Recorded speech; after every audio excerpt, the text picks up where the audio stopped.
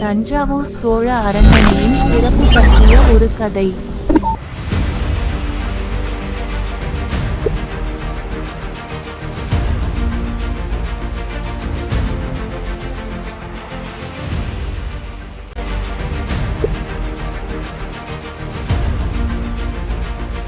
தஞ்சாவூர் அரண்மனை நாயக்கர்களால் கட்டப்பட்டு மராத்தியர்களால் புதுப்பிக்கப்பட்ட ஒரு அரண்மனையாகும். இந்த அரண்மனையில் 2 பிரம்மாண்டமான நூலகம் அமைந்துள்ளது.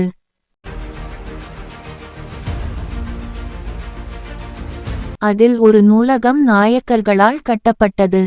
அதற்கு சரஸ்வதி மஹால் நூலகம் என பெயர் சூட்டப்பட்டது.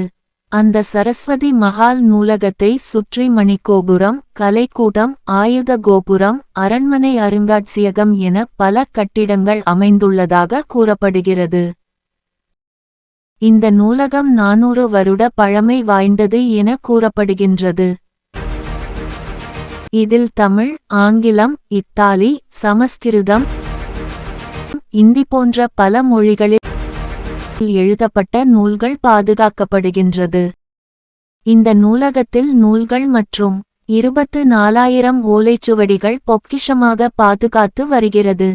நூலகத்தின் ஒரு பக்கத்தில் தஞ்சை நாயக்கர் காலத்தில் மிக பிரம்மாண்டமாக அமைந்துள்ள மணிக்கோபுரம் எல்லோரையும் ஆச்சரியப்படுத்தும் விதமாக கம்பீரமாக நிற்கின்றது. சரஸ்வதி மஹால் நூலகத்தின் பின் புறத்தில் அமைந்துள்ள கலைக்கூடத்தில் பழங்காலத்து சிலைகள் காணப்படுகிறது. அதில் பைரவமூர்த்தியின் சிலை, பூத கணங்களின் சிலைகள் காணப்படுகின்றது. இந்த நூலகத்தில் சிறப்பு வாய்ந்த 2ஆம் இராஜராஜ சோழனின் சிலையும் அவரது மனைவியின் சிலையும் காணப்படுகிறது. அந்த நூலகத்தின் அருகில் பிரம்மாண்டமாக காட்சி அளிக்கக்கூடிய ஆயுத கோபுரம் அமைந்துள்ளது. ஆயுத கோபுரத்தின் பாதை சிறிய படிகளையும் 10 தளங்களையும் கொண்டு காணப்படுகிறது. இந்த கோபுரம் 192 அடி உயரம் கொண்டதாக காணப்படுகிறது. அந்த கோபுரத்தில் போர் ஆயுதங்கள், துப்பாக்கி மற்றும் வெடிமருந்துகள் சேமிச்சு வைத்திருந்தார்கள்.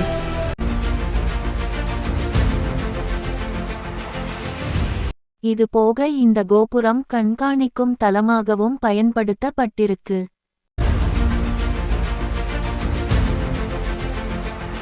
கண்காணிப்புக்காக பயன்படுத்தப்பட்ட கோபுரம் இன்னும் எப்படி பல கலையம்சங்களோடு காணப்படுகிறது.